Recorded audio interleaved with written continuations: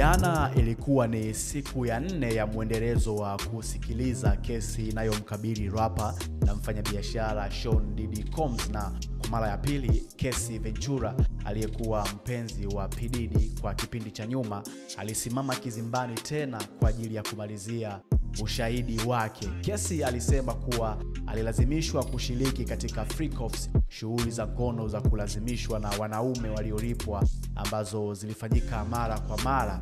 Alisema kuwa Diddy alitumia vitisho, dawa za kulevya na video za siri kumdhibiti. Alieleza kuwa alihisi kama mtumwa wa ngono na kwamba uzoefu huo ulimfanya ajihisi hana thamani.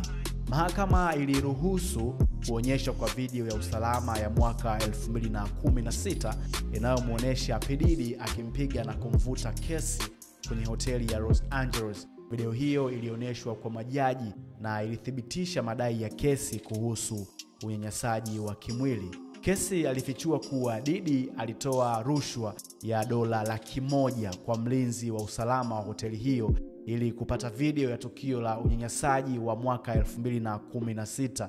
Hoteli hiyo baadaye ililipa fidia ya takribani $10 milioni kwa Casey kutokana na tukio hilo.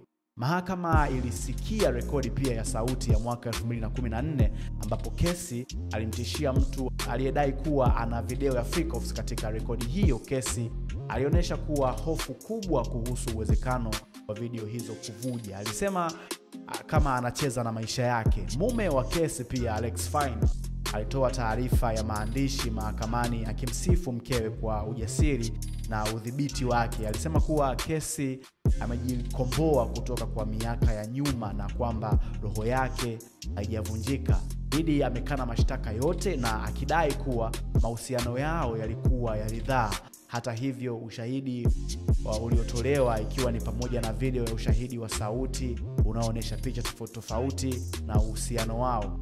Kesi hii itaendelea na inatarajiwa kuchukua wiki 8. Ikiwa P Diddy kama atakamatwa na hatia, basi atahukumiwa kifungo cha maisha gerezani. Lakini pia ikumbukwe bado P Diddy hajaruhusiwa wala hajazungumza kitu chochote kuhusiana na hiki kinachoendelea.